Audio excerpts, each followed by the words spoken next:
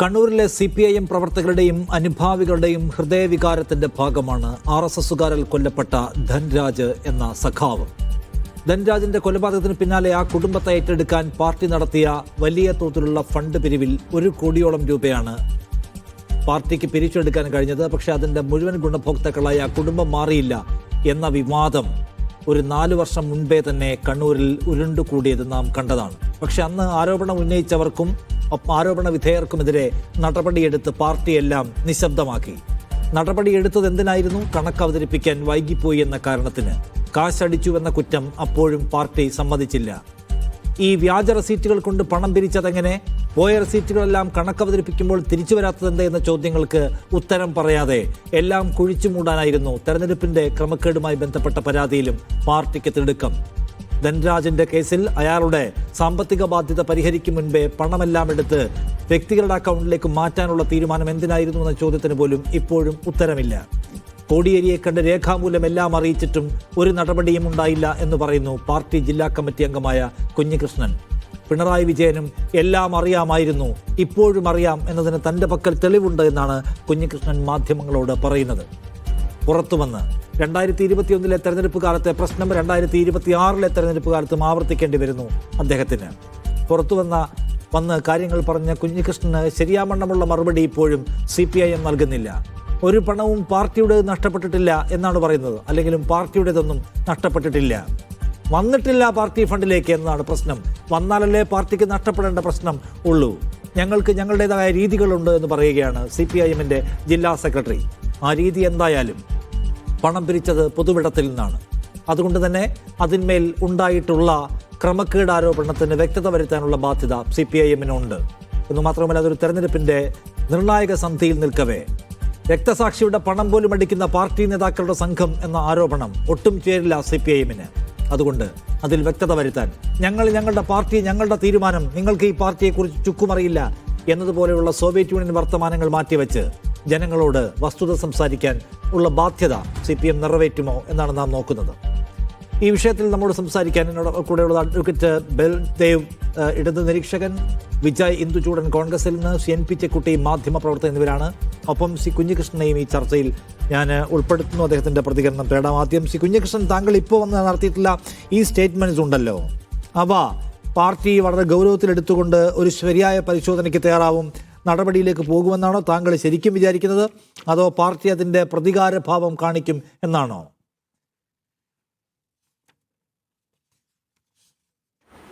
അങ്ങനെയല്ല. പാർട്ടിക്കകത്ത് കഴിഞ്ഞ 3-4 വർഷമായി ഉന്നയിച്ച പ്രശ്നം, അപ്പം അതിന് പരിഹാരം കാണാതിരിക്കുമ്പോൾ ജനങ്ങളോട് പറയുക എന്ന നിലപാടാണ് ഞാൻ സ്വീകരിക്കുന്നത്. 2021 തെരഞ്ഞെടുപ്പുമായി ബന്ധപ്പെട്ടുകൊണ്ടുള്ള വിഷയം 2026 തെരഞ്ഞെടുപ്പിന് ശേഷം സ്വാഭാവികമായും ഉന്നയിക്കാൻ കഴിയില്ല.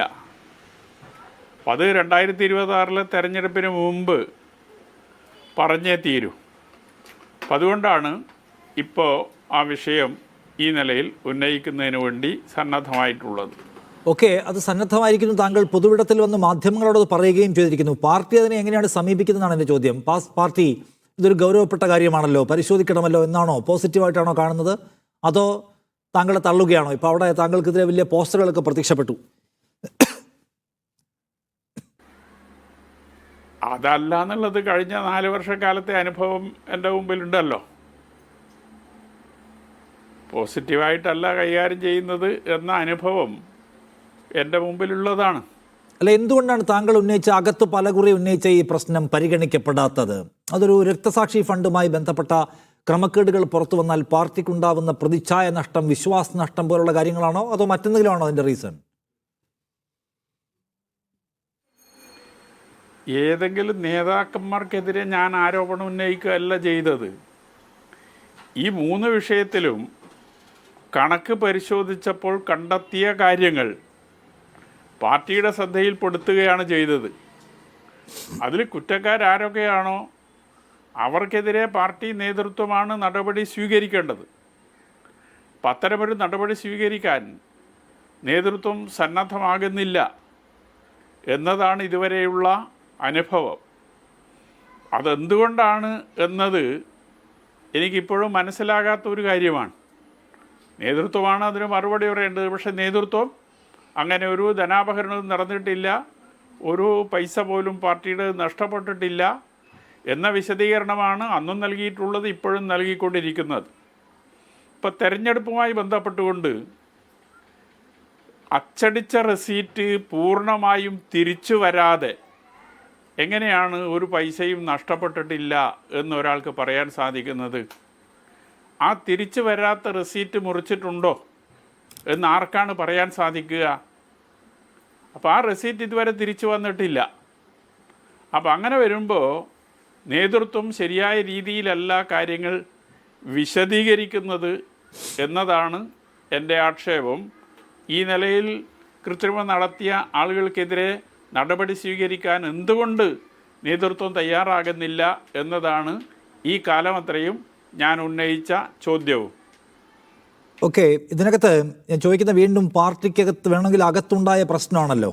ആ പ്രശ്നം പരിഹരിക്കാൻ പാർട്ടിക്ക് കഴിയുമായിരുന്നു. സീരിയസ് ആയിട്ടുള്ള ഒരു പ്രശ്നമാണ് താങ്കൾ ഉന്നയിക്കുകയും ചെയ്യുന്നത്. അതിനകത്ത് ഇടപെടാൻ തീരുമാനിച്ചാൽ, നടപടിയെടുക്കാൻ തീരുമാനിച്ചാൽ അത് ഉണ്ടാക്കുന്ന ഒരു ഇമ്പാക്റ്റും പ്രതിച്ഛായ നഷ്ടവുമാണോ പാർട്ടിയെ അസ്വസ്ഥപ്പെടുത്തുന്ന ഘടകം? അതോ ഈ നേതാക്കളുടെ എല്ലാം ഒരു നെക്സസ് അതിനകത്ത് പ്രവർത്തിക്കുന്നതാണോ ഈ നടപടിക്ക് തടസ്സം? അല്ല, ഇത് പാർട്ടിക്കുള്ളിൽ നേരത്തെ പറഞ്ഞിരുന്നുവെങ്കിൽ പാർട്ടിക്കെതിരായി ഏതെങ്കിലും രീതിയിലുള്ള ഒരു അവമതിപ്പ് ഉണ്ടാകുമായിരുന്നില്ല. പക്ഷെ അത് പറയാൻ സന്നദ്ധമാകുന്നില്ല. ഇത് പുറത്തു വന്നപ്പോഴാണ് പാർട്ടിക്ക് അപകീർത്തികരമായ രീതിയിലേക്കുള്ള ചർച്ചകളും പ്രചരണങ്ങളും പുറമേ നടന്നുകൊണ്ടിരിക്കുന്നത്. അങ്ങനെ ഇത് പുറത്തു വരാൻ ഇടയായത് പാർട്ടി നേതൃത്വത്തിൻ്റെ ഇത്തരം നിലപാടുകളാണ് എന്നതാണ് അത് സംബന്ധിച്ച് എൻ്റെ അഭിപ്രായം. ഈ നിയമസഭാ തെരഞ്ഞെടുപ്പ് സമയത്താണല്ലോ താങ്കൾ പറഞ്ഞത് ഇനി 2 മാസം തികച്ചില്ല ഒരു അടുത്ത തെരഞ്ഞെടുപ്പിലേക്ക് പോകാൻ. കഴിഞ്ഞ തെരഞ്ഞെടുപ്പ് സമയത്ത് ഉണ്ടായിട്ടുള്ള ഒരു പ്രശ്നമാണ്. ഇതുവരെ കാത്തിരുന്ന് എന്തുകൊണ്ടാണ് ഈ തെരഞ്ഞെടുപ്പ് സമയം ചൂസ് ചെയ്യുന്നത്?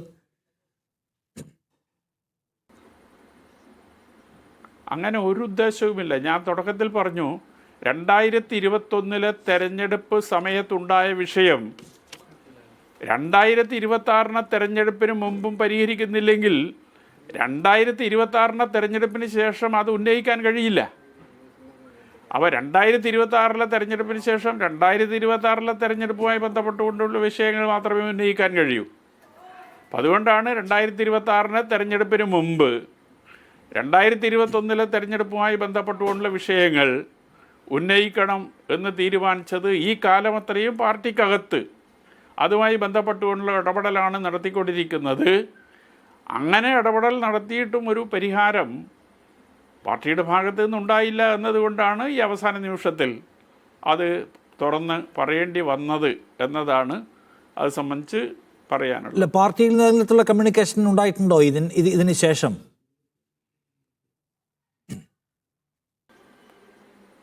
ഒന്നുമില്ല.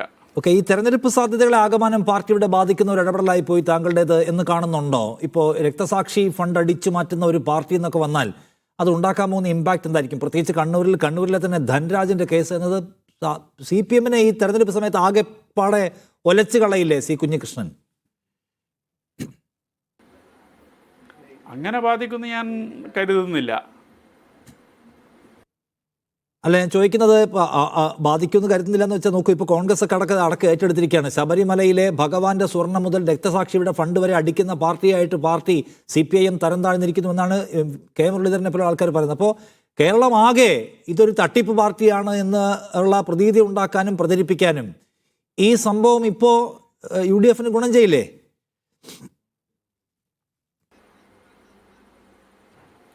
ഈ രക്തസാക്ഷി ഫണ്ട് പാർട്ടി സഖാക്കളെ സംബന്ധിച്ചിടത്തോളം വൈകാരികമായൊരു വിഷയം തന്നെയാണ്.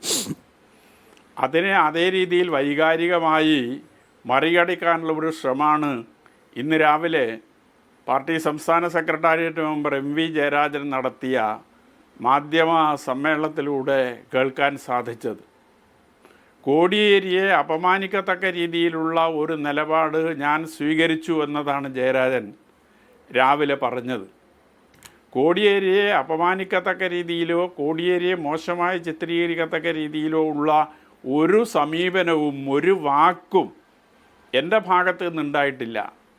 അന്ന് പാർട്ടി സംസ്ഥാന സെക്രട്ടറി സഖാവ് കോടിയേരിയാണ്.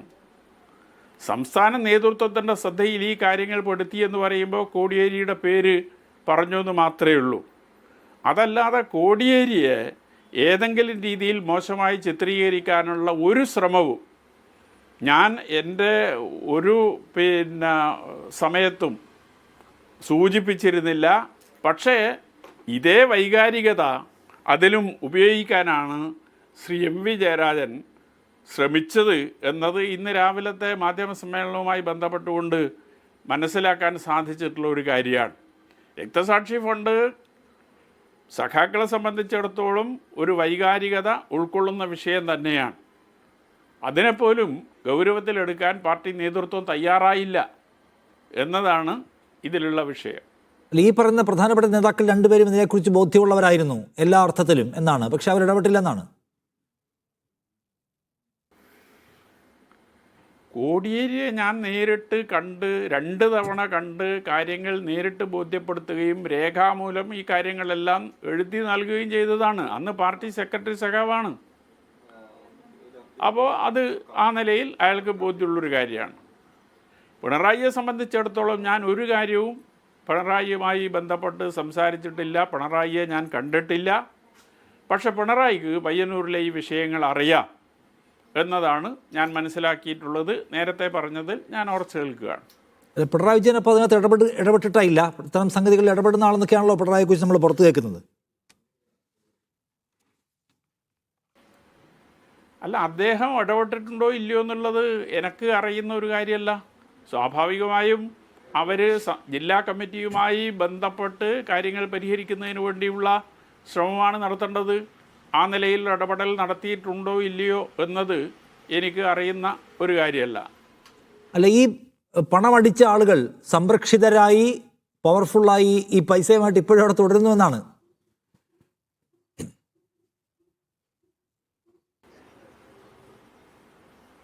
അതെ അതെ.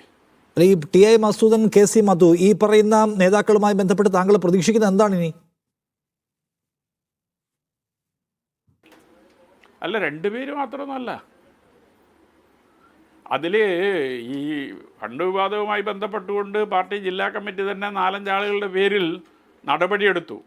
പക്ഷേ ആ നടപടി ധനാപഹരണവുമായി ബന്ധപ്പെട്ടുകൊണ്ടല്ല, കണക്ക് അവതരിപ്പിക്കുന്നതിൽ കാലതാമസമുണ്ടായി എന്നതിൻ്റെ പേരിലാണ് ആ നടപടി സ്വീകരിച്ചതായിട്ടാണ് വിശദീകരിച്ചത്. അപ്പോൾ അവർക്കെല്ലാം എത്രത്തോളം ഇതിൽ ഭാഗഭാഗിത്വമുണ്ട് എന്നതെല്ലാം പാർട്ടി പരിശോധിക്കേണ്ട ഒരു കാര്യമാണ്. അപ്പം അതിൽ എനിക്ക് സൂചിപ്പിക്കാനുള്ളത് 1 ടി.ഐ. മധുസൂദനൻ, 2 പിന്നീട് ഏരിയ സെക്രട്ടറിയായി വന്ന കെ.പി. മധു, ഇവർക്ക് 2 ആൾക്കും പങ്കാളിത്തമുണ്ട് എന്ന നല്ല ബോധ്യം എനിക്ക് ആ കാര്യത്തിലുണ്ട്. ഇതിലിപ്പോൾ അതിനുള്ള തെളിവുകളുണ്ട്. ശരി, തെളിവുകൾ വരെ ഉണ്ട്. പക്ഷേ പാർട്ടി ഇതിനോട് പോസിറ്റീവായി സമീപിക്കുന്ന ഒരു ലക്ഷണവും കാണുന്നില്ല. അപ്പോൾ താങ്കളുടെ ഒരു നെക്സ്റ്റ് സ്റ്റെപ്പ് എന്താണ്? ഇനി എന്ത് ചെയ്യും?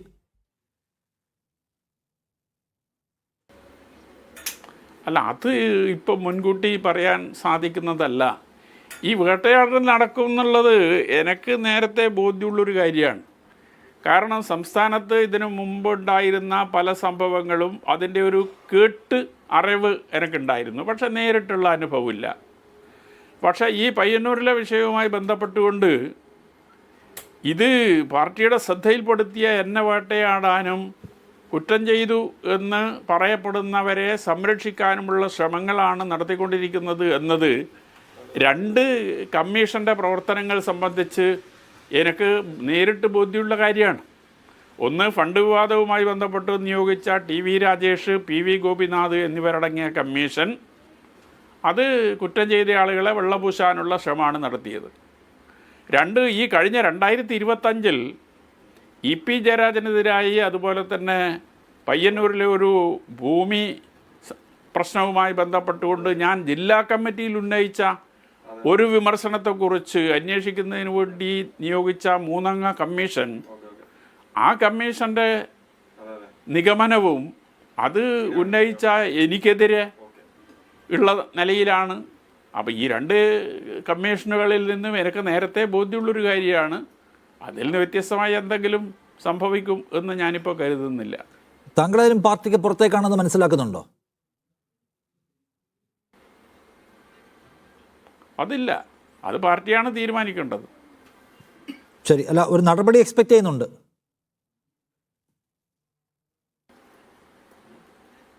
ഉണ്ട്. ശരി, അപ്പോൾ ഇതിനകത്ത് ഈ പിന്തുണയായിട്ട് ആരെങ്കിലും വിളിക്കുന്നുണ്ടോ? ഇത് ധനരാജുമായി ബന്ധപ്പെട്ട കേസാണല്ലോ, ആ കേസിനകത്ത് പലതരത്തിലുള്ള അഭിപ്രായങ്ങൾ ആൾക്കാർക്ക് അവിടെ ഉണ്ടെന്ന് നമുക്കറിയാം. അതുകൊണ്ട് തന്നെ താങ്കൾ ഉന്നയിച്ച ഈ ഒരു സ്റ്റെപ്പ് എടുത്തല്ലോ, അതിനെ പിന്തുണച്ച് ആരെങ്കിലും വിളിക്കുന്നുണ്ടോ? അത് വ്യത്യസ്തമായ അഭിപ്രായങ്ങൾ ഉയർന്നു വരുന്നുണ്ട്. പിന്തുണയെ വിളിച്ചവരുണ്ട്, ഞാൻ പറഞ്ഞതിനെ എതിർത്ത് കാര്യങ്ങൾ സംസാരിക്കാൻ വിളിച്ചവരുണ്ട്. ആ നിലയിലെല്ലാം സമ്മിശ്ര പ്രതികരണം അതുമായി ബന്ധപ്പെട്ടുകൊണ്ട് ഉയർന്നു വന്നിട്ടുണ്ട്. ഭീഷണി വല്ലതും ഉണ്ടോ? ഭീഷണിയൊന്നും ഇതുവരെ ഉണ്ടായിട്ടില്ല. ഇല്ല, പാർട്ടിയായിട്ട് താങ്കൾ സജീവമായിട്ട് രാഷ്ട്രീയത്തിലുള്ള ഒരാളാണ്. പാർട്ടിയുമായിട്ട് എന്തായാലും തെറ്റിയിറങ്ങേണ്ടി വരും. താങ്കൾ ഇനി പാർട്ടി പ്രോത്സാഹിപ്പിക്കുമെന്ന് തോന്നുന്നില്ല. ഒരു പ്ലാൻ എന്താണ് ഇനി എങ്ങോട്ടെന്നുള്ളത്? ഞാൻ ഏതെങ്കിലും ഒരു രാഷ്ട്രീയ പാർട്ടിയിലേക്ക് പോകാൻ ഉദ്ദേശിക്കുന്നില്ല, മറ്റേത് രാഷ്ട്രീയ പാർട്ടിയിലേക്കും പോകാൻ ഉദ്ദേശിക്കുന്നില്ല. ഞാനൊരു കമ്മ്യൂണിസ്റ്റുകാരൻ എന്ന രീതിയിൽ, പാർട്ടി നടപടിയെടുത്താലും ഒരു കമ്മ്യൂണിസ്റ്റുകാരൻ എന്ന രീതിയിൽ നിലനിൽക്കുക എന്നതാണ് എൻ്റെ നിലപാട്. ആ നിലയിൽ മുന്നോട്ട് പോകും. ഒരു രാഷ്ട്രീയ പാർട്ടിയുമായി ബന്ധപ്പെടാൻ ഞാൻ ഉദ്ദേശിക്കുന്നേയില്ല. അല്ല, മധുസൂദൻ്റെ ഇനിയുള്ള ഒരു അടുത്ത മത്സരം അത് ഒഴിവാക്കപ്പെടേണ്ടതാണ് എന്ന ഒരു ആഗ്രഹം കൂടി ഇപ്പോൾ ഇത് പറയുന്നതിന് പിന്നിലുണ്ടോ? അത് പാർട്ടിയാണ് തീരുമാനിക്കേണ്ടത്, എനക്കത് പറയാൻ സാധിക്കില്ല. അല്ല, ഇതിനകത്തെ പയ്യന്നൂരിലെ നിങ്ങളുടെ ഒരു ജയസാധ്യത അടക്കം ഇത് ബാധിക്കാൻ സാധ്യതയുണ്ടോ ചോദിക്കുക ഈ വിവാദം, അതോ ഈസിയായി വീണ്ടും ജയിക്കുമോ മധുസൂദൻ മത്സരിച്ചാൽ? അല്ല, അതും ഇപ്പോൾ മുൻകൂട്ടി പറയാൻ സാധിക്കുന്നതല്ല. ജയസാധ്യത നമ്മൾ പ്രതീക്ഷിച്ച പല തെരഞ്ഞെടുപ്പിലും വലിയ പരാജയം ഏറ്റുവാങ്ങേണ്ടി വന്നിട്ടുണ്ട്. നല്ല നിലയിൽ ഭൂരിപക്ഷത്തിൽ വിജയിച്ച തെരഞ്ഞെടുപ്പ് ഉണ്ടായിട്ടുണ്ട്. അപ്പം അത് ഓരോ സന്ദർഭത്തിൻ്റെയും സാഹചര്യങ്ങൾക്കനുസരിച്ചുള്ളതാണ്. ഈ ഭരണനേട്ടങ്ങളെല്ലാം കേരളത്തിലുണ്ടായിട്ടും തദ്ദേശ തെരഞ്ഞെടുപ്പിൽ വലിയ പരാജയം നമുക്ക് ഏറ്റുവാങ്ങേണ്ടി വന്നിട്ടുണ്ടല്ലോ. അപ്പം അത് ഈ സംഘടനാ പ്രശ്നത്തിൻ്റെ പേരിലൊന്നും അല്ലല്ലോ. അപ്പോൾ അത് ജയം പരാജയം എന്നതെല്ലാം പല കാരണങ്ങളാൽ ഓരോ കാലത്ത് വന്നു ചേരുന്നതാണ്. ഒരു കാലത്തുള്ളത് അതേപോലെ അടുത്ത തെരഞ്ഞെടുപ്പിൽ തുടരണം എന്നില്ല, സംഭവിക്കണം എന്നില്ല, അതിലൊക്കെ മാറ്റം വന്നുകൊണ്ടിരിക്കാം. അതാണ് അതുമായി ബന്ധപ്പെട്ടുകൊണ്ട് സൂചിപ്പിക്കാൻ. ശരി, താങ്ക് യു സി കുഞ്ഞികൃഷ്ണൻ, താങ്കളുടെ സമയം അനുവദിച്ചതിന്. ഞാൻ ഇതിൻ്റെ പ്രതികരണങ്ങളിലേക്ക് പോകുന്നതിനോടൊപ്പം NP ചെക്കുട്ടിയും രാഷ്ട്രീയ നിരീക്ഷകൻ ചേരുന്നു, മാധ്യമപ്രവർത്തകൻ. ചെക്കുട്ടി, ഇപ്പോൾ ഈ കുഞ്ഞികൃഷ്ണൻ ഉന്നയിച്ചിട്ടുള്ള ഈ പ്രശ്നം ഏതെല്ലാമോ കാലത്ത് ആരെല്ലാം എപ്പോഴെല്ലാം CPIM-ൽ നിന്ന് ഇറങ്ങി വരികയോ അതിനകത്ത് നിൽക്കുകയോ ഇത്തരം ശബ്ദങ്ങൾ ഉയർത്തുകയോ പിന്നീട് പുറത്താക്കപ്പെടുകയോ വേട്ടയാടപ്പെടുകയോ ഒക്കെ ചെയ്യുന്നത് നമ്മൾ കണ്ടിട്ടുണ്ട്. ഈ ഉന്നയിച്ച പ്രശ്നത്തെ ആരോപണ പ്രത്യാരോപണം എന്ന നിലയ്ക്കാണോ ജനങ്ങൾ കാണുക? അതിനകത്ത് ജനങ്ങൾ കൺഫ്യൂസ്ഡ് ആകുമോ, അതോ ഇതിനൊരു ക്ലാരിറ്റി ഉണ്ടോ? അല്ല, ഇത് നമ്മൾ വളരെ ഗൗരവമായിട്ട് കാണേണ്ട ചില പ്രശ്നങ്ങളുണ്ട്. 4 വർഷത്തിലേറെയായിട്ട് CPM-ൽ ഏതാണ്ട് അരനൂറ്റാണ്ട് കാലം പ്രവർത്തിച്ച വളരെ സീനിയറായിട്ടുള്ളൊരു പൊളിറ്റിക്കൽ പേഴ്സണാണ് ഈ ആരോപണങ്ങൾ ഉന്നയിച്ചിരിക്കുന്നത്. അദ്ദേഹം പൊതുസമൂഹത്തിലല്ല ഇത് ഉന്നയിച്ചത്. ഇത് പാർട്ടിക്കകത്ത് ആഭ്യന്തരമായി പാർട്ടി സംവിധാനത്തിൻ്റെ എല്ലാ ചിട്ടവട്ടങ്ങളും അനുവർത്തിച്ചുകൊണ്ട് വളരെ ദീർഘകാലം അദ്ദേഹം നടത്തിയ പോരാട്ടം, ആ പോരാട്ടത്തിൽ അദ്ദേഹം വിജയിക്കാതെ വന്നതുകൊണ്ടാണ് ഈ അന്തിമ നിമിഷത്തിൽ ഇത് പൊതുസമൂഹത്തിലേക്ക് വീണ്ടും വരുന്നത്. അപ്പോൾ അതുകൊണ്ട് ഈ ആരോപണം ഉന്നയിക്കുന്ന കുഞ്ഞികൃഷ്ണനെ സംബന്ധിച്ചിടത്തോളം അദ്ദേഹത്തിൻ്റെ രാഷ്ട്രീയ പ്രവർത്തന പാരമ്പര്യം, അദ്ദേഹം ഇപ്പോഴും ജില്ലാ കമ്മിറ്റി മെമ്പറാണ് കണ്ണൂർ. നേരത്തെ അദ്ദേഹം അവിടെ ഏരിയ കമ്മിറ്റി സെക്രട്ടറി ആയിരുന്നു. വളരെ പ്രധാനപ്പെട്ട രാഷ്ട്രീയ പദവികളിലിരുന്ന ഒരാളാണ്. അദ്ദേഹത്തിന് ഇത്തരം കാര്യങ്ങൾ വളരെ കൃത്യമായിട്ടുള്ള ധാരണയുണ്ട്. അതുകൊണ്ട് അദ്ദേഹം പറഞ്ഞിരിക്കുന്ന ഈ കാര്യങ്ങളെ സംബന്ധിച്ച് പൊതുസമൂഹത്തിൽ, പ്രത്യേകിച്ചും പയ്യന്നൂർ, കണ്ണൂർ അടക്കമുള്ള പ്രദേശങ്ങളിൽ, മലബാറിൽ മൊത്തത്തിലും ഈ കാര്യങ്ങളെക്കുറിച്ചൊരു വളരെ കൃത്യമായിട്ടുള്ള ധാരണ ഇടതുപക്ഷവുമായിട്ട് ബന്ധപ്പെട്ട CPM-ആയിട്ട് ബന്ധപ്പെട്ട മിക്കവാറും എല്ലാ ആളുകൾക്കും ഉണ്ട്. എന്താണ് സംഭവിച്ചത് എന്നതിനെക്കുറിച്ച് പാർട്ടിയെക്കുറിച്ച് അറിയുന്നവരും പാർട്ടിയുമായിട്ട് ബന്ധമുള്ള ആളുകൾക്കൊക്കെ അറിയാം. ഇതിനകത്ത് വ്യാപകമായിട്ടുള്ള ഒരു പണത്തിൻ്റെ വെട്ടിപ്പ് നടന്നിട്ടുണ്ട്. അതിനെ വെള്ളപൂശാനുള്ള ശ്രമമാണ് യഥാർത്ഥത്തിൽ ഈ അന്വേഷണ കമ്മീഷൻ വഴി അവർ നടത്തിയത്. ഈ അന്വേഷണ കമ്മീഷൻ എന്ന് പറയുന്നത് യഥാർത്ഥത്തിൽ പാർട്ടിയുടെ നിർദ്ദേശങ്ങൾക്കനുസരിച്ച് ഈ സംഗതികൾ തേച്ചു മാച്ച് കളയാനുള്ള ശ്രമമാണ് നടത്തിയത്. അതുകൊണ്ടാണ് ഇത് വീണ്ടും ഇങ്ങനൊരു ഗുരുതരമായ പ്രതിസന്ധിയിലേക്ക് എത്തിയത്. അന്ന് നീതിപൂർവമായിട്ടുള്ളൊരു പരിഹാരം അതിനുണ്ടാക്കിയിരുന്നെങ്കിൽ ഈ പറയുന്ന പ്രധാനപ്പെട്ട പലരും പുറത്തു പോവേണ്ടതായിട്ട് വരുമായിരുന്നു. അതുണ്ടായിട്ടില്ലെന്ന് മാത്രമല്ല അവർ ആ സ്ഥാനങ്ങളിൽ ഇരിക്കുകയാണ്. അപ്പോൾ സ്വാഭാവികമായിട്ടും ഇതൊരു വളരെ വ്യാപകമായ നെക്സസിൻ്റെ അല്ലെങ്കിൽ തലപ്പത്തുള്ളവരടക്കം അറിഞ്ഞുകൊണ്ട് നടക്കുന്ന ഒരു അപഹരണത്തിൻ്റെ പാർട്ടി അംഗങ്ങളെ പാർട്ടി അണികളെ വഞ്ചിക്കുന്നതിൻ്റെ ഒരു ലക്ഷണമായിട്ട് തന്നെയാണ് കാണുക. ആ നിലയ്ക്കാണ് സാധാരണക്കാരായ ആളുകൾ ഇതിനെ കാണുന്നത്, പാർട്ടി അനുഭാവികൾ ഇത് കാണുന്നത്. ഒരു വലിയ പരിധിവരെ പാർട്ടി മെമ്പർമാരായിട്ടുള്ള ആളുകളും ഈ തരത്തിൽ ആലോചിക്കുന്നുള്ളതിൻ്റെ തെളിവ് കഴിഞ്ഞ പഞ്ചായത്ത് തെരഞ്ഞെടുപ്പിൻ്റെ സമയത്ത് പയ്യന്നൂരിൽ തന്നെ ആ പ്രദേശങ്ങളിൽ തന്നെ ഉണ്ടായിട്ടുണ്ട്. അതുകൊണ്ട് ഇതൊരു ഗൗരവമുള്ള പ്രശ്നമായിട്ട് തന്നെയാണ് നമ്മൾ കാണേണ്ടത്. പക്ഷേ CPM ഇത് എങ്ങനെ അഡ്രസ്സ് ചെയ്യാൻ പറ്റും? CN പിച്ചക്കുട്ടി പുറത്തിറങ്ങി വന്ന് ഞങ്ങൾക്ക് തെറ്റുപറ്റി പോയിട്ടുണ്ട് എന്നൊക്കെ പറയാൻ ഇപ്പോൾ ഈ സന്ദർഭത്തിൽ ആ പാർട്ടിക്ക് പറ്റുമോ? ഇത്തരത്തിലുള്ള എത്രയോ സംഭവങ്ങൾ പാർട്ടിക്ക് ഇതിനു മുമ്പ് ആദ്യമായിട്ടൊന്നും അല്ലല്ലോ പാർട്ടി ഒരു വലിയ ഗൗരവമുള്ള ആരോപണം നേരിടുന്നത്. ഇതിനേക്കാൾ ഗുരുതരമായിട്ടുള്ള പാർട്ടി ജില്ലാ സെക്രട്ടറിക്കെതിരായിട്ട് ആരോപണങ്ങൾ ഉണ്ടായിരുന്ന ജില്ലയല്ലേ കണ്ണൂർ ജില്ല. അതിൻ്റെ പേരിൽ പാർട്ടി ജില്ലാ സെക്രട്ടറി സ്ഥാനത്ത് നിന്ന് മാറ്റിയ ഒരു ജില്ലയല്ലേ കണ്ണൂർ ജില്ല. അപ്പോൾ അത്തരം കാര്യങ്ങളിൽ ശക്തമായ നടപടിയെടുത്ത് പാരമ്പര്യമുള്ളൊരു ജില്ലയാണത്. അത്തരം കാര്യങ്ങളിലൊന്നും ഒരു കോംപ്രമൈസിനും പോവാതിരുന്ന ഒരു ജില്ലയാണത്. പക്ഷേ സമീപകാലത്ത് സംഭവിച്ചുകൊണ്ടിരിക്കുന്നത് പാർട്ടി സംവിധാനത്തിനകത്ത് ആകെ മൊത്തം യഥാർത്ഥത്തിലൊരു മാഫിയാവൽക്കരണം നടന്നു എന്നുള്ളതാണ്. യഥാർത്ഥത്തിൽ പാർട്ടിയുടെ ഭാഗമായിട്ട് നിൽക്കുന്ന, പാർട്ടിയെ ബഹുമാനിക്കുന്ന, പാർട്ടിയെ ആദരിക്കുന്ന, പാർട്ടിക്ക് വേണ്ടി ജീവൻ നൽകുന്ന ആ ആളുകൾക്കല്ല ആ പാർട്ടിയിൽ ഇന്ന് പ്രാധാന്യമുള്ളത് എന്ന വിഷയമാണ് അവിടെ വരുന്നത്. പാർട്ടിയെ കൈയടക്കിയിരിക്കുന്ന ഒരു മാഫിയ സംഘത്തിൻ്റെ പൂർണ്ണമായ നിയന്ത്രണം ഇന്ന് CPM-ന് മേലുണ്ട് എന്നുള്ള വളരെ ഗുരുതരമായിട്ടുള്ളൊരു യാഥാർത്ഥ്യം ജനങ്ങളുടെ മുമ്പിൽ വയ്ക്കുകയാണ്. അത് തിരുത്താൻ പാർട്ടി തയ്യാറാവുന്നില്ലെങ്കിൽ തീർച്ചയായും വളരെ ഗുരുതരമായിട്ടുള്ള പ്രത്യാഘാതങ്ങളുണ്ടാവും. ആ പ്രത്യാഘാതങ്ങളെ നേരിടാൻ അവർക്കുള്ള ശേഷി അവർക്കുന്നില്ല. ഇതാണ് റിയാലിറ്റി. അത് കണ്ണൂരിൽ മാത്രമല്ല കേരളത്തിലെ പല സ്ഥലങ്ങളിലും ഇന്നത് സംഭവിച്ചുകൊണ്ടിരിക്കുന്നുണ്ട്. പാർട്ടി വളരെ ഗുരുതരമായിട്ടുള്ള ഒരു ആഭ്യന്തര പ്രതിസന്ധിയുടെ വക്കത്താണ്. ആഭ്യന്തര ജനാധിപത്യമില്ല എന്നുള്ളതാണ് ഇന്നത്തെ യഥാർത്ഥ പ്രശ്നം. ബൽദേവ് സച്ചിദാനന്ദൻ ഇപ്പോൾ കെ മുരളീധരൻ പറയുകയാണ്, ശബരിമലയിലെ ഭഗവാന്റെ സ്വർണം മുതൽ രക്തസാക്ഷിയുടെ ഫണ്ട് വരെ അടിക്കുന്ന ഒരു സംഘമായി ആ പാർട്ടി മാറിക്കഴിഞ്ഞിരിക്കുന്നുവെന്ന്. നിങ്ങളുടെ മുന്നണിയുടെ നായകത്വം വഹിക്കുന്ന ഒരു പാർട്ടി ഈ നിലയിൽ ജീർണിക്കുന്നതിൻ്റെ സ്വഭാവങ്ങൾ കാണിച്ചു തുടങ്ങിയിരിക്കുന്നു. നിങ്ങളുടെ സാധ്യതകളെ, ഞാൻ പറഞ്ഞ തെരഞ്ഞെടുപ്പിലെയാണ്, ഇത് ബാധിക്കുമോ? കമ്മ്യൂണിസ്റ്റ് പാർട്ടികളെ സംബന്ധിച്ച് പാർട്ടിക്കുള്ളിൽ നിന്ന് പലപ്പോഴും വർഗശത്രുക്കൾ ഉണ്ടാകാറുണ്ട്. പാർട്ടിയിൽ തന്നെ പ്രവർത്തിച്ചുകൊണ്ട് ചില സമയങ്ങളിൽ പാർട്ടിക്കെതിരെ ഉണ്ടാകുന്ന നീക്കം പാർട്ടി നേതാക്കന്മാര് ചിലത് ചെയ്യും. അവരെയാണ് ഞങ്ങൾ വർഗശത്രുക്കളെന്ന് മുദ്രകുത്തി പുറത്തു നിൽക്കുന്നവരെയല്ല, കോൺഗ്രസ്സുകാരെ BJP-ക്കാരെയോ ഒന്നുമല്ല. ഞങ്ങളുടെ പ്രസ്ഥാനത്തിൽ നിന്നുകൊണ്ട് തന്നെ അതിനെ എതിർക്കുന്നവര്, നിയമപരമായിട്ടോ താത്വികമായി എതിർക്കുന്നതല്ല, ഞങ്ങൾക്കെതിരെ ഒളിയമ്പുകൾ ചെയ്യുന്നവർ. ഇവിടെ എന്റെ ജില്ലയെ കൊല്ലം ജില്ലയിൽ ഇപ്പൊ 2 സംഭവം ഉണ്ട്. അതിനുശേഷം ഞാൻ ചോദ്യത്തിലേക്ക് വരും. 2 ജില്ലാ കമ്മിറ്റി അംഗങ്ങൾ, ഒരാൾ ഒരു പാർട്ടി മെമ്പർഷിപ്പ് മാത്രം ഉണ്ടായിരുന്ന ഒരാൾ 5 വർഷം ജില്ലാ പഞ്ചായത്ത് പ്രസിഡന്റും 15 വർഷമാണ് ഈ പാർട്ടി MLA ആയിട്ട് ഇരുത്തിയിട്ട് 2021 സീറ്റ് കൊടുക്കാൻ ഞാൻ ഇപ്പോൾ രാജിവെച്ച് കോൺഗ്രസിൽ ചേർന്നു. ജില്ലാ കമ്മിറ്റി മെമ്പർ 3 പ്രാവശ്യം പഞ്ചായത്ത് പ്രസിഡന്റ് ഒക്കെ ആയിട്ടിരുന്നിട്ട് കമ്മ്യൂണിസ്റ്റ് പാർട്ടിയിൽ മതേതരത്വമില്ല എന്ന് പറഞ്ഞുകൊണ്ട് മതേതരത്വം ഉണ്ടോ എന്ന് പറയുന്ന മുസ്ലിം ലീഗിലേക്ക് ചേക്കരുത്. അപ്പൊ ഇതൊക്കെ ചില സ്ഥാപിത താല്പര്യങ്ങളുടെ ഭാഗം മാത്രമാണ്. ഇനി കണ്ണൂരിലെ വിഷയത്തിലേക്ക് വരാം.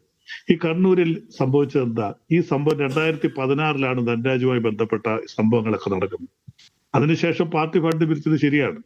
ആ പാർട്ടി ഫണ്ട് പിരിച്ചതിന് ശേഷം ധനരാജന് വീട് വെച്ച് കൊടുക്കുക, സാമ്പത്തിക സഹായം ചെയ്യുക എന്നുള്ളതായിരുന്നു.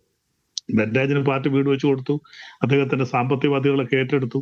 അതിനുശേഷം അദ്ദേഹം പാർട്ടി ഓഫീസുമായി ബന്ധപ്പെട്ട ആരോപണം കൂടെ പറഞ്ഞു, അതുകൂടെ ചർച്ചയ്ക്ക് വന്നില്ല.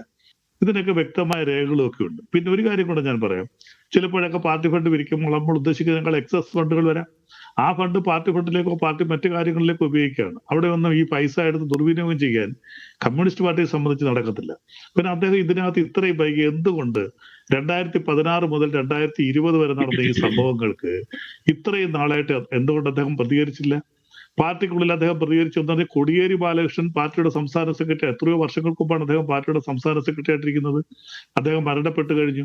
അപ്പൊ എന്നിട്ട് പോലും ഇത് ഉന്നയിക്കാതെ ഇപ്പോൾ എലക്ഷന്റെ മുന്നിൽ വന്ന് പാർട്ടി നിൽക്കുമ്പോൾ പാർട്ടിക്ക് പ്രതിസന്ധി, ശരിയാണ് നിങ്ങൾ പറഞ്ഞ് ഞാൻ അംഗീകരിക്കുന്നു, ചില കാര്യങ്ങളിൽ പാർട്ടി പ്രതിസന്ധിയിൽ നിൽക്കുന്നു. ത്രിതല പഞ്ചായത്തിൽ ചില പോരായ്മകൾ സംഭവിച്ചിട്ടുണ്ട്. അങ്ങനെയുള്ള സാഹചര്യത്തിൽ പാർട്ടിയുടെ ഉത്തരവാദിത്തപ്പെട്ട ഒരു ജില്ലാ കമ്മിറ്റി അംഗം, അദ്ദേഹം ഏരിയ കമ്മിറ്റിയുടെ സെക്രട്ടറി കൂടിയായിരുന്നു, അങ്ങനെ ഒരാൾ പാർട്ടിക്കെതിരെ ഒരു ആരോപണം ഉന്നയിച്ചാൽ അതിന് വർഗശത്രു അല്ലെങ്കിൽ കൊലംകുത്തി എന്ന് മാത്രമേ അതിനെ മുദ്രകുത്താൻ പറ്റൂ.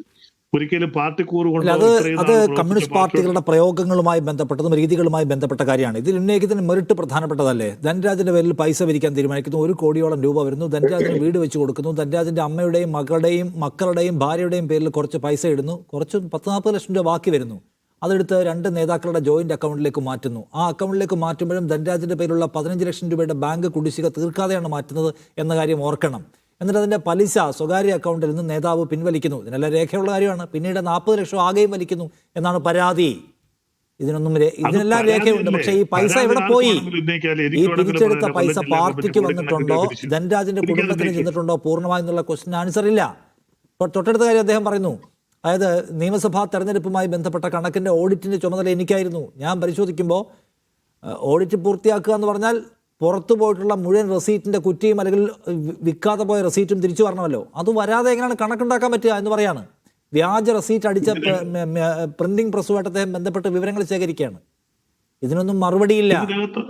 ഇതിനകത്ത് അദ്ദേഹം പറയുന്നതിനകത്ത് ശരിക്കും അടിസ്ഥാനമില്ല. കാരണം ഒരിക്കലും അദ്ദേഹം പറയുന്ന രീതിയിലായിരിക്കും എല്ലാ പാർട്ടികളും ഫണ്ട് പിരിക്കുമ്പോൾ, ഞങ്ങളുടെ ഒരു ചെറിയ പാർട്ടിയാണ്, കമ്മ്യൂണിസ്റ്റ് പ്രസ്ഥാനമാണ്, ഫണ്ട് പിരിക്കുമ്പോൾ ഞങ്ങൾ കൃത്യമായിട്ട് അതിന്റെ രസീത് എടുക്കും, അതിന്റെ കണക്കുകൾ എടുക്കും.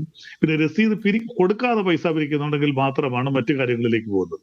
ചിലപ്പോൾ ഇങ്ങനെയുള്ള കാര്യങ്ങൾ ചിലപ്പോൾ രസീത് കൊടുക്കാതെ ചില വൻകിട മുതലാളിമാർ ചില പാർട്ടി സംഭാവന ചെയ്യാറുണ്ട്. അപ്പൊ രസീത് കൊടുക്കുന്ന തുകയ്ക്ക് വിശേഷിച്ചും CPM-നെ സംബന്ധിച്ച് ഓരോ ബ്രാഞ്ച് സെക്രട്ടറിമാരും ആ തുകയും ബാക്കി രസീതും കൂടെ കൃത്യമായിട്ടാണ് തിരികെ നൽകുന്നത്. അല്ലെങ്കിൽ അവർക്കെതിരെ നടപടി ഉണ്ടാകും. ഇദ്ദേഹം തന്നെ പറയും ഇദ്ദേഹം ഏരിയ സെക്രട്ടറി ആയിട്ടിരുന്നു, DC മെമ്പറായിട്ടിരുന്നു. അപ്പോൾ അവർക്കെതിരെയല്ലേ നടപടി പോകേണ്ടത്? അപ്പോൾ രസീതുകൾ തിരിച്ചു വരാത്തത് ഈ പറഞ്ഞ സംസ്ഥാന നേതാക്കന്മാരുടെ MLA-യുടെ കുഴപ്പമല്ല. രസീതുകൾ തിരിച്ചു വന്നിട്ടില്ലെങ്കിൽ ആ നടപടി പോകേണ്ടത് ആ രസീതുകൾ കൈപ്പറ്റിയിരിക്കുന്ന ബ്രാഞ്ച് സെക്രട്ടറിമാര്, ആ രസീതുകൾ കൊടുത്തിരിക്കുന്ന ലോക്കൽ സെക്രട്ടറി, അങ്ങനെയാണ് മാത്രമല്ല. നമുക്ക് 2017 പൂർത്തിയായിട്ടുള്ള ഫണ്ട് പിരിവിന്റെ വിശദാംശം 2021 ആകുമ്പോഴും കിട്ടുന്നില്ല. 2021 സമ്മേളനത്തിന് മുമ്പാണ് അത് വരുന്നത്. അത് വൈകിക്കുകയാണ്. വൈകിച്ചതിന്റെ പേരിൽ മാത്രമേ CPM ഒരു നടപടി എടുത്തിട്ടുള്ളൂ എന്ന് മാത്രമല്ല, അതിൽ എന്തുകൊണ്ട് ഈ ക്രമക്കേടുകൾ ഉണ്ടായി, എന്തുകൊണ്ട് ഈ ക്രമപ്രശ്നങ്ങൾ ഉണ്ടായി, എന്തുകൊണ്ട് ഈ പറയുന്ന റെസീറ്റുകൾ തിരികെ വന്നില്ല, എന്തുകൊണ്ട് ബാക്കി ഉണ്ടായിരുന്ന പൈസ ധൻരാജിന്റെ സാമ്പത്തിക ബാധ്യത തീർക്കാതെ നേതാക്കളുടെ ജോയിന്റ് അക്കൗണ്ടിലേക്ക് മാറ്റി, എന്തുകൊണ്ട് നേതാവ് തന്നെയും അത് അതിന്റെ പലിശ പണം വിഡ്രോ ചെയ്തെടുത്തു, ഇതെല്ലാം ബാങ്ക് രേഖയാണല്ലോ.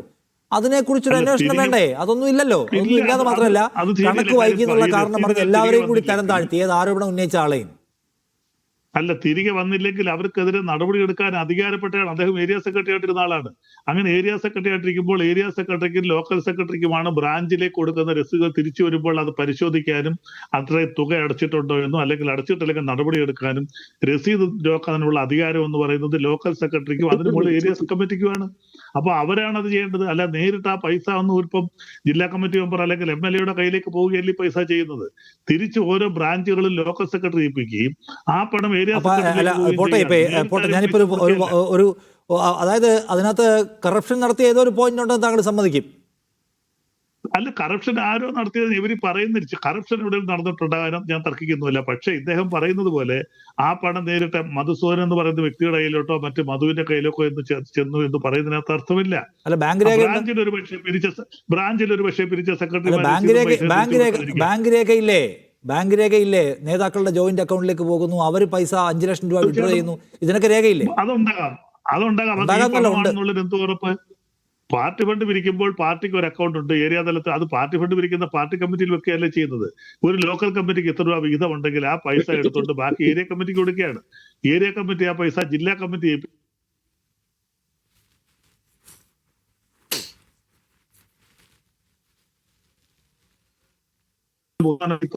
ലോക്കൽ, 3% ഏരിയ കമ്മിറ്റി, ജില്ലാ കമ്മിറ്റി, ഇങ്ങനെ സ്റ്റേറ്റ് കമ്മിറ്റിയിലേക്ക് പോകുന്നു. നമ്മളൊരു ബ്രാഞ്ചിൽ 5000 രൂപ പിരിച്ചാൽ 5000 രൂപ സ്റ്റേറ്റ് കമ്മിറ്റിയിലേക്ക് ചെല്ലിയല്ല, ഒരു പാർട്ടിക്ക് ചെല്ലിയല്ല. അതാത് ബ്രാഞ്ചിന്റെ പ്രവർത്തനങ്ങൾക്കും അല്ലെങ്കിൽ ലോക്കൽ കമ്മിറ്റിയുടെയും ഏരിയ കമ്മിറ്റിയുടെയും ജില്ലാ കമ്മിറ്റിയുടെയും പ്രവർത്തനങ്ങൾക്ക് പാർട്ടി ഫണ്ട് പിരിക്കുന്ന പണമാണ് ഉപയോഗിക്കുന്നത്. പാർട്ടിയുടെ പ്രവർത്തനങ്ങൾ, പാർട്ടിയുടെ ദൈനംദിന പ്രവർത്തനങ്ങൾക്ക്, നേതാക്കന്മാർക്കുള്ള യാത്രാ ചെലവുകൾ, മറ്റു ചെലവുകൾക്കൊക്കെ, മറ്റ് ഇലക്ഷൻ പോലുള്ള കാര്യങ്ങൾക്കാണ് പൊതു ഫണ്ട് പിരിക്കുന്നത്. ബാക്കി പാർട്ടിയുടെ ദൈനംദിന പ്രവർത്തനങ്ങൾക്ക് പാർട്ടി ബ്രാഞ്ചുകളിൽ നിന്ന് പിരിക്കുന്ന പാർട്ടി ഫണ്ട്, അതെല്ലാ കമ്മ്യൂണിസ്റ്റ് പാർട്ടികളും വർഷത്തിലൊരിക്കൽ പാർട്ടി ഫണ്ട് പിരിക്കും. ആ പാർട്ടി ഫണ്ട് കൊണ്ടാണ് പാർട്ടിയുടെ ബ്രാഞ്ച് മുതൽ സ്റ്റേറ്റ് കമ്മിറ്റി, കമ്മ്യൂണിസ്റ്റുമായിട്ട് സംബന്ധിച്ച് ദേശീയ സമിതിയുണ്ട്, ആ ദേശീയ കമ്മിറ്റി വരെ ഞങ്ങളുടെ പാർട്ടിക്കൊക്കെ ഉണ്ട്. അപ്പൊ അവിടെ വരെയുള്ള ചെലവുകൾക്ക് ഉപയോഗിക്കുന്നത് പാർട്ടി പിരിക്കുന്ന പാർട്ടി ഫണ്ട്. അതാണ് പാർട്ടി ഫണ്ട് എന്ന് പറയുന്നത് തന്നെ. അതെടുത്ത് ദുരുപയോഗം ചെയ്യാൻ പറ്റില്ല. അതിന് കൃത്യമായ കണക്കുകളുണ്ട്. അത് മാത്രമല്ല, അത് ഇലക്ഷൻ കമ്മീഷൻ ഉൾപ്പെടെ അതിന്റെ കണക്കുകൾ വർഷം തോറും റിട്ടേൺസ് കൊടുക്കുന്നതാണ്. എല്ലാ വർഷവും മാർച്ചിനും ഏപ്രിൽ മാസവുമായിട്ട് ഞാനൊരു പാർട്ടിയുടെ സെക്രട്ടറി, എല്ലാ ഏപ്രിലും ഞാൻ റിട്ടേൺസ് കൊടുക്കും. ഞങ്ങൾ കോടിക്കണക്കിന് ഒന്നും വരവുള്ള പാർട്ടിയല്ല, പക്ഷെ പിരിക്കുന്ന പൈസയുടെയും ചെലവിന്റെയും കൃത്യമായ റിട്ടേൺസ് ഒരു ഏപ്രിൽ മാസത്തിനും ഏപ്രിൽ 30 എല്ലാ വർഷവും റിട്ടേൺസ് കൊടുക്കുന്ന ഒരാളാണ് ഞാൻ. ആ രീതിയിൽ പാർട്ടിക്ക് ചെയ്യാൻ പറ്റും. അതിന് പുറത്ത് ചില പിരിവുകളുണ്ടാവും. ആ പിരിവുകൾക്ക് ഒരുപക്ഷെ അദ്ദേഹം പറയുന്നതിനകത്ത് എന്തൊരു യാഥാർത്ഥ്യം ഉണ്ടെന്ന് എനിക്കറിയില്ല. അത് ചിലപ്പോൾ ഒരുപക്ഷെ അദ്ദേഹം പറയുന്നത് ശരിയായിരിക്കും. പുറത്ത് രസീത് അടിക്കാതെയോ മറ്റെന്തെങ്കിലും പേര് വിജയ് ഇന്ദുചൂടൻ ഇതൊരു കണ്ണൂർ പ്രശ്നം മാത്രമാണോ? നിഷാദേ, നമ്മള് നേരത്തെ പാടി നടന്നൊരു പാട്ട് പോലെ, ഈ സ്വർണം കട്ടവനാരപ്പ അത് സഖാക്കളാണേ അയ്യപ്പ. ഇപ്പൊ അത് പാടി നടക്കേണ്ടത് രക്തസാക്ഷികളുടെ ഫണ്ട് കട്ടതാരപ്പ, മുഖ്യതാരപ്പ അത് സഖാക്കളാണേ അയ്യപ്പ, അതും സഖാക്കളാണേ അയ്യപ്പ എന്ന തരത്തിലേക്ക് ഈ കേരള സംസ്ഥാനത്തിന്റെ ഫണ്ട് തട്ടിപ്പ് നടത്തുകയാണ്.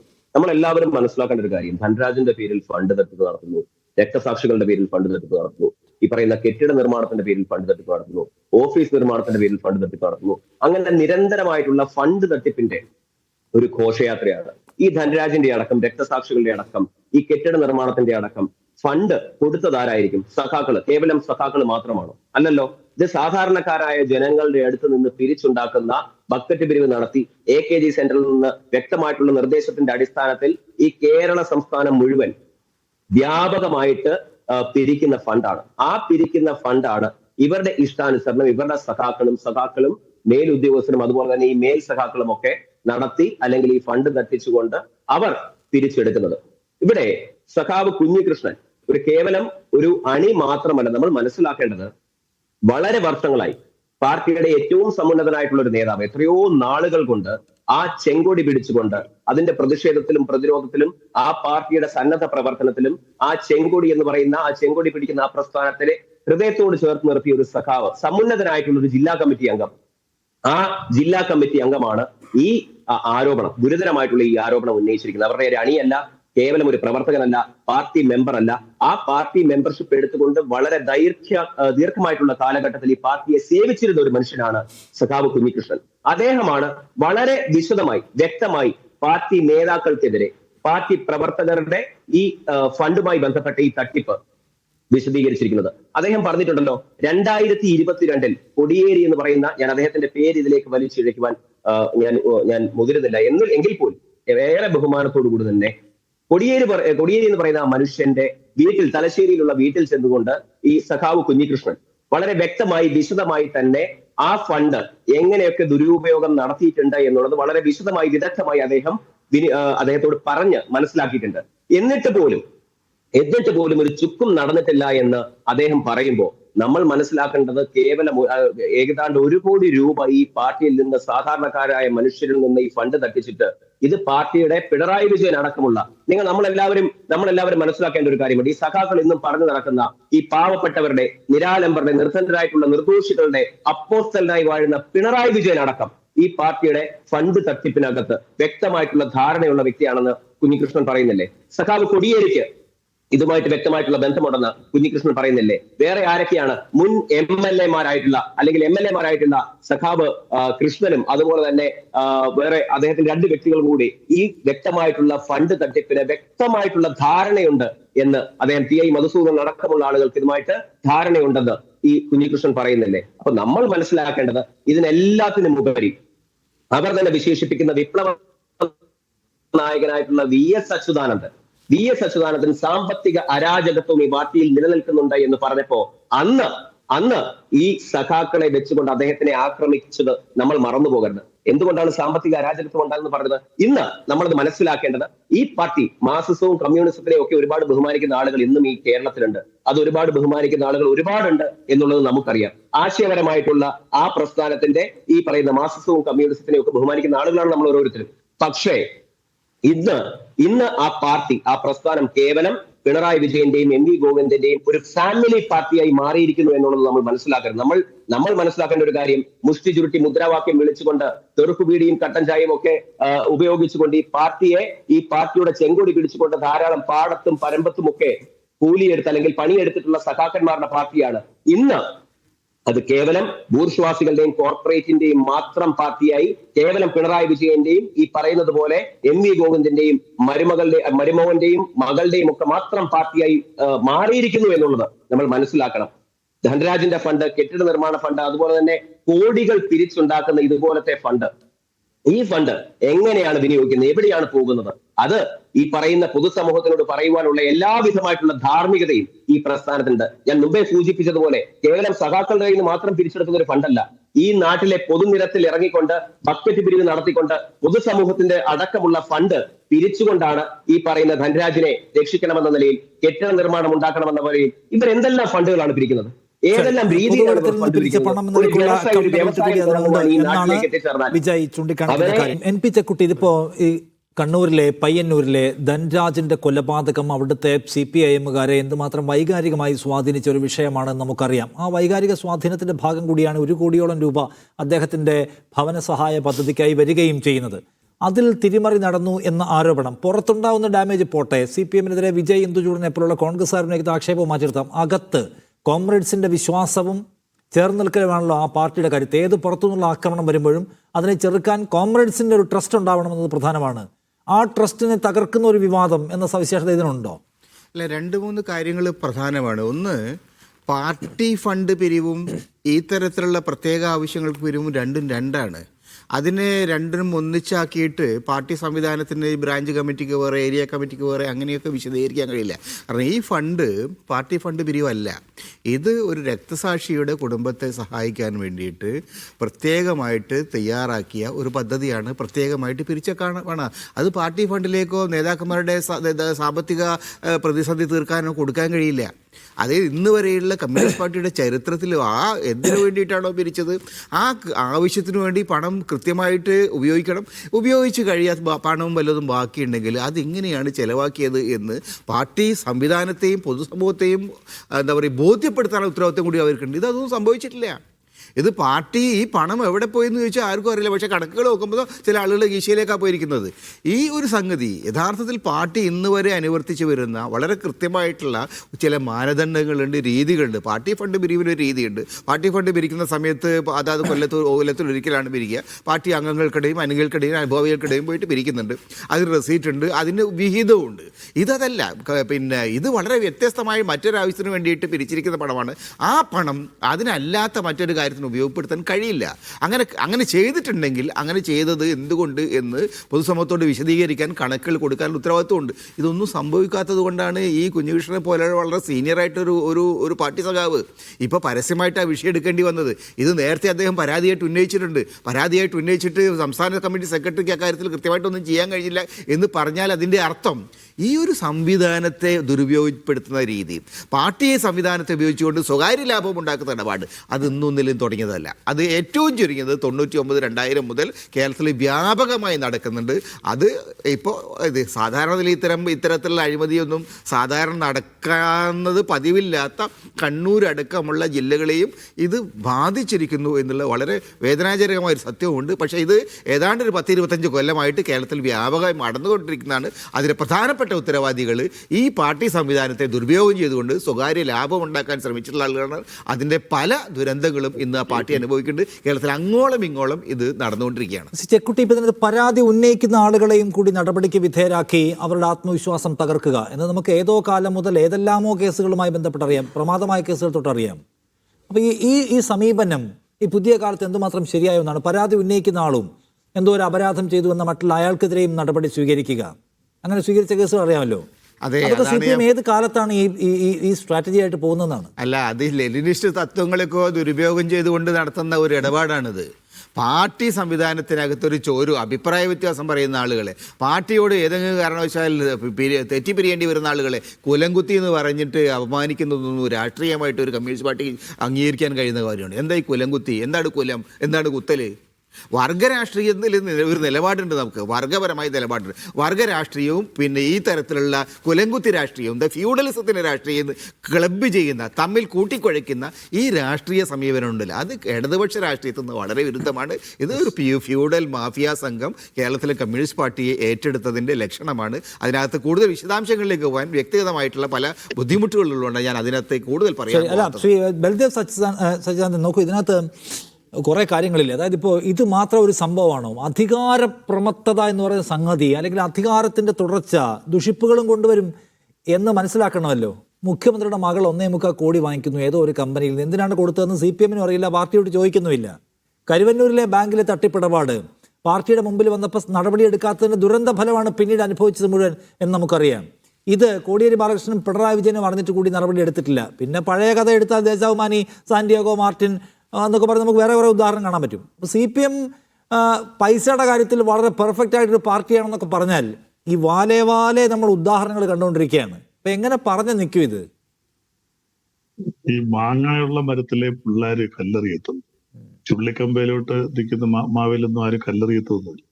ഇവിടെ തീർച്ചയായിട്ടും അധികാരവും സമ്പത്തും കൂടെ ഒത്തുവരുമ്പോൾ ഉന്മത്താവസ്ഥയിലേക്ക് പോകുമെന്ന് പലരും പറയാറുണ്ട്. ഇത് ആ രീതിയിലാണ് നിങ്ങൾ അതിനെ ഓരോരുത്തരും മുറിച്ചുകൊണ്ടിരിക്കുന്നത്. ഇടതുപക്ഷ പ്രസ്ഥാനം കഴിഞ്ഞ കമ്മ്യൂണിസ്റ്റ് പാർട്ടി കഴിഞ്ഞ 10 വർഷമായി തുടർച്ചയായിട്ട് അധികാരത്തിലിരിക്കുന്നു. അപ്പോൾ കൂടുതലായിട്ട് പാർട്ടി സമ്പത്ത് പല രീതിയിലായിട്ട് സ്വരൂപിക്കുന്നു. പല നേതാക്കന്മാരുടെ കയ്യിൽ പണം വരുന്നു. ഒരു പരിധി വരെയൊന്നും ഞാൻ തർക്കിക്കുന്നില്ല. കുറെ ആൾക്കാർ അധികാരത്തിന്റെ മറവിൽ പണം ഉണ്ടാക്കുന്നു. അത് എല്ലാ രാഷ്ട്രീയ പാർട്ടിയിലും ഉണ്ട്.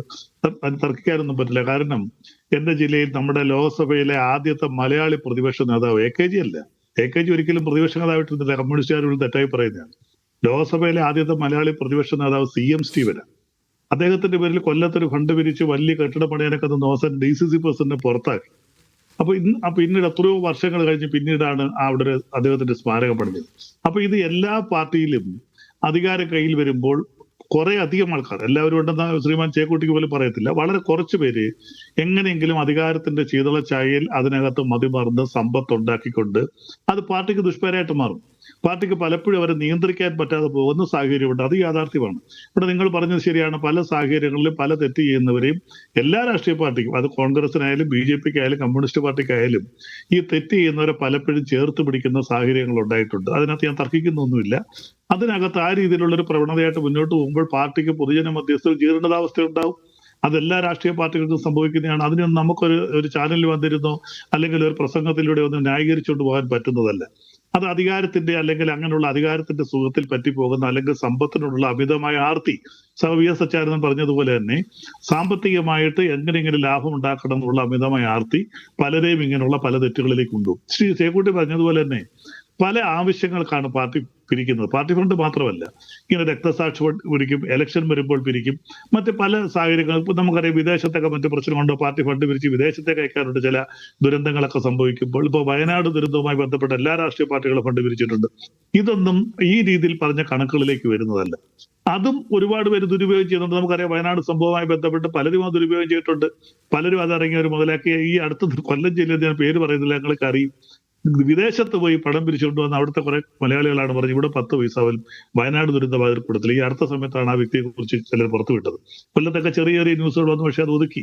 അപ്പൊ ഈ എന്തെങ്കിലും സാഹചര്യം ഉണ്ടാകുമ്പോൾ അതിനകത്തെല്ലാം സാമ്പത്തിക മേന്മയോ അല്ലെങ്കിൽ മറ്റ് മേന്മകളോ കാണുന്ന കുറേയധികം പേരുണ്ട്. അതെല്ലാ പാർട്ടികൾക്കും ഡാമേജ് ചെയ്യുന്നുണ്ട്. ഒരുപക്ഷെ കണ്ണൂരിൽ ഈ രക്തസാക്ഷിക്ക് വേണ്ടി പിരിച്ച പണം 1 കോടി രൂപ പിരിച്ചാൽ ശരിയാണ്, ആ 1 കോടി രൂപയും ആ രക്തസാക്ഷിക്ക് തന്നെ കൊടുക്കണം എന്ന് തന്നെയാണ് ഏതൊരു രാഷ്ട്രീയ പാർട്ടിയായാലും ചെയ്യേണ്ടത്. പക്ഷെ അദ്ദേഹത്തിന് അത്രയും പണം കൊടുത്തിട്ടില്ല.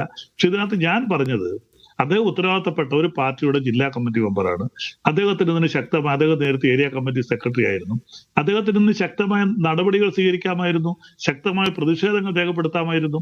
അതെല്ലാം ചെയ്യാതെ പാർട്ടി ഒരു തെരഞ്ഞെടുപ്പിന്റെ മുഖത്ത് വന്ന് നിൽക്കുമ്പോൾ, അതിലൊക്കെ ഉപരിയായിട്ട് പാർട്ടി വലിയൊരു പ്രതിസന്ധി ഘട്ടത്തിൽ നിൽക്കുമ്പോൾ പാർട്ടിയെ പുറകെ നിന്ന് കുത്താൻ പാടില്ല. അങ്ങനെയുള്ളവരെയാണ് കൊലക്കുത്തികളെന്ന് വിളിക്കുന്നത്. അദ്ദേഹത്തിന് ഇത് എത്രയോ സമയമുണ്ടായിരുന്നു. 2016-20 നടന്ന ഈ സംഭവത്തിൽ 2026 പാർട്ടി ഒരു തെരഞ്ഞെടുപ്പിനെ നേരിടാൻ നിൽക്കുന്നു. ശരിയാണ്, ഞങ്ങൾക്ക് ഇപ്പോൾ ഇടതുപക്ഷത്തിന് മൊത്തത്തിൽ കേരളത്തിൽ പ്രതിസന്ധിയുണ്ട്. ത്രിതല പഞ്ചായത്തുമായിട്ട് ഞങ്ങൾക്ക് ഒരുപാട് പ്രതിസന്ധികൾ ഉണ്ടായിട്ടുണ്ട്. പിന്നോക്ക സമുദായങ്ങൾ, അതുപോലെ ന്യൂനപക്ഷങ്ങൾ, ഇവരൊക്കെ ആയിട്ട് ബന്ധപ്പെട്ട പ്രശ്നങ്ങൾ, കുറെ ഇഷ്യൂസ് ഉണ്ട്. അങ്ങനെയൊക്കെ നിൽക്കുന്ന സാഹചര്യത്തിൽ പിറകിൽ നിന്ന് കുത്തി ഒരാരോപണം കൂടെ കൊണ്ടുവരാൻ അദ്ദേഹം ഈ സമയം തന്നെ തെരഞ്ഞെടുത്തത് ഒരിക്കലും അനുയോജ്യമായില്ല. അദ്ദേഹത്തിന് എത്രയോ സമയങ്ങളുണ്ടായിരുന്നു.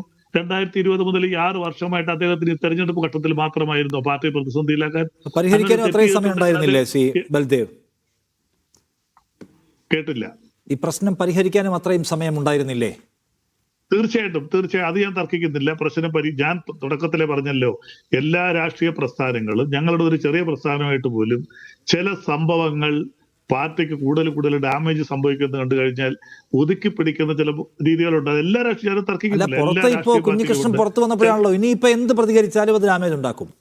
പക്ഷെ അകത്താണ് അയാൾ ഉന്നയിച്ചിട്ടുള്ള പ്രശ്നം. അയാൾ ഒരു കോമറേഡ് നിലയ്ക്ക് പ്രശ്നം അകത്താണ് ഉന്നയിച്ചത്. അകത്തുന്നയിക്കുമ്പോൾ അകത്ത് പരിഹരിച്ചിരുന്നെങ്കിൽ ആരും അറിയില്ലായിരുന്നല്ലോ. അങ്ങനെ അകത്ത് പരിഹരിച്ച എത്രയോ കേസുകളുണ്ട് CPI-ന്. ഇദ്ദേഹത്തിന് പരസ്യമായി പ്രതികരിക്കാൻ മറ്റു നിരവധി സമയങ്ങളുണ്ടായിരുന്നല്ലോ. പരസ്യത്തിന്റെ വിട്ടേക്ക് അകത്താണല്ലോ പറഞ്ഞത്, പരസ്യമായിട്ടല്ലോ. അകത്താണ് പലകുറി പറഞ്ഞത്, കോടിയേരിക്ക് എഴുതി കൊടുത്തത്, പിണറായി വിജയനെ അറിയിച്ചത്. ഗുണമുണ്ടായില്ല. അപ്പൊ എന്ത് പാർട്ടിക്ക് അകത്ത് ഈ പ്രശ്നം പരിഹരിച്ചിരുന്നെങ്കിൽ പാർട്ടിക്ക് ഒരു പേരുദോഷവും ഇല്ലാതെ തീർക്കാമായിരുന്നു.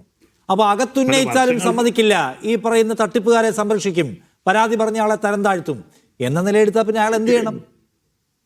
അല്ല, തീർച്ചയായിട്ടും അതെല്ലാം അങ്ങനെ എല്ലാം ഒരു സഖാവെന്നുള്ള നിലയിൽ ഉത്തരവാദിത്തപ്പെട്ട അദ്ദേഹം ചെറിയ ആളൊന്നുമല്ല. CPM-നെ സംബന്ധിച്ച് വിശേഷിച്ച് കണ്ണൂർ ജില്ലാ കമ്മിറ്റി മെമ്പർ എന്ന് പറയുന്നത് ചെറിയ ആളൊന്നുമല്ല. നിങ്ങൾ പറഞ്ഞ പോലെയല്ല, കണ്ണൂർ ഇതിനേക്കാൾ വലിയ ആരോപണങ്ങളൊന്നുണ്ട്. കേന്ദ്ര കമ്മിറ്റി അംഗം, അദ്ദേഹത്തിനെതിരെ കണ്ണൂരിൽ ആരോപണം വന്നിട്ടില്ലേ?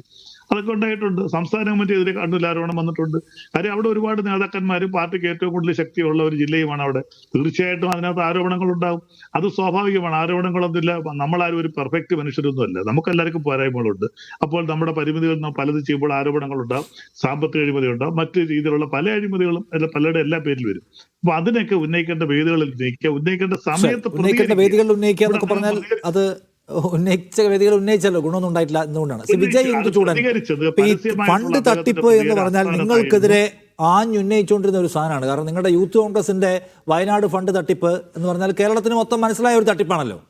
അപ്പോൾ അതിന്മേൽ നിങ്ങളെ ഒന്ന് വീഴ്ത്താമെന്ന് CPM വിചാരിച്ചിരുന്നെങ്കിൽ ഇപ്പോൾ അതിൽ CPM-ഉം ഇനിയിപ്പോൾ അത് ഉന്നയിക്കാൻ പറ്റാത്ത കുടുക്കിലായി എന്ന സന്തോഷം നിങ്ങൾക്കുണ്ടോ? അല്ല, അതും വൻ തട്ടിപ്പാണല്ലോ എന്ന് നിഷാദ് പറഞ്ഞത് എനിക്ക് മനസ്സിലായില്ല. ഞങ്ങൾ പിരിച്ചിട്ടുള്ള ഈ 1,05,00,000 രൂപ എന്ന് പറയുന്ന ഞങ്ങളുടെ അക്കൗണ്ടിലേക്ക് വന്ന പൈസ ഈ കഴിഞ്ഞ ദിവസം അത് KPCCയുടെ ഫണ്ടിലേക്ക് ഞങ്ങൾ വളരെ വ്യക്തമായി നൽകിയത് നിങ്ങളടക്കമുള്ള മാധ്യമങ്ങൾ റിപ്പോർട്ട് ചെയ്തതാണ്. നിങ്ങളടക്കമുള്ള മാധ്യമങ്ങൾ രാഹുൽ ഗാന്ധി വന്ന വേദിയിൽ അതെല്ലാം റിപ്പോർട്ട് ചെയ്തിട്ടുള്ള ഒരു സുപ്രധാന മാധ്യമ ആളാണ് നിങ്ങൾ, മീഡിയ വൺ അടക്കമുള്ള ചാനലുകൾ.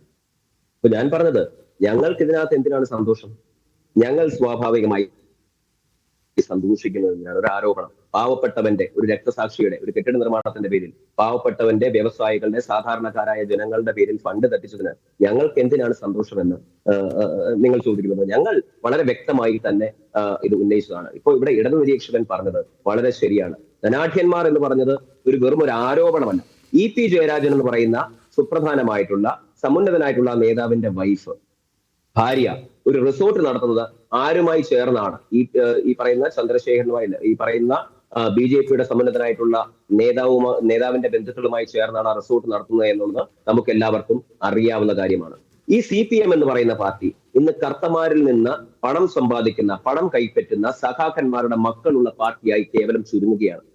ഞാൻ പറഞ്ഞതുപോലെ, ഇപ്പൊ അദ്ദേഹം ചേക്കുട്ടി ഇവിടെ പറഞ്ഞതുപോലെ കുലം കുത്തി ഇല്ല എന്ന് പറയുന്നു. ഈ പിണറായി വിജയൻ എന്ന് പറയുന്ന ആ മനുഷ്യൻ, നമ്മുടെ സംസ്ഥാനത്തിന്റെ മുഖ്യമന്ത്രി, കുലം കുത്തി എന്ന് ആരെയാണ് വിളിച്ചത് എന്ന് നമുക്ക് എല്ലാവർക്കും വ്യക്തമായ ധാരണയുള്ള ആളുകളാണല്ലോ. ജനാധിപത്യ വിശ്വാസം ചന്ദ്രശേഖരൻ എന്ന് പറയുന്ന മനുഷ്യന്റെ വിധവ അദ്ദേഹത്തിന്റെ സഹപ്രവർത്തകയാണ് നിയമസഭയിൽ. അദ്ദേഹത്തിന്റെ സഹപ്രവർത്തകയാണ്.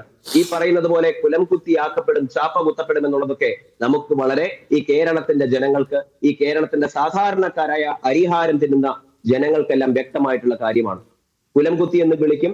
ഈ പറയുന്നത് പോലെ കുഞ്ഞികൃഷ്ണൻ ഈ ആരോപണങ്ങളൊക്കെ ഉന്നയിച്ചതിന്റെ പേരിൽ നാളുകളിൽ മാഷ അള്ള എന്ന് പറയുന്ന ദൈവിക വചനം പതിപ്പിച്ച, സ്റ്റിക്കർ പതിപ്പിച്ചിട്ടുള്ള ആ ഇന്നോവ അദ്ദേഹത്തിന്റെ വീട്ടിൽ ചെന്ന് അദ്ദേഹത്തിന്റെ ജീവിതത്തിന്റെ ഭാഗമാകുമെന്നുള്ളത്, ഭാഗമാകാതെ ഇരിക്കട്ടെ, അങ്ങനെ ഭാഗമാകും എന്നുള്ളത് ആരോപണങ്ങൾ ഉന്നയിച്ചിട്ടുള്ള പല മുൻകാല ആളുകളിൽ നിന്നൊക്കെ നമുക്ക് എല്ലാവർക്കും വ്യക്തമായിട്ടുള്ള കാര്യമാണ്. ഏറ്റവും വലിയ ഉദാഹരണമല്ലേ TP ചന്ദ്രശേഖരൻ എന്ന് പറയുന്ന മനുഷ്യൻ.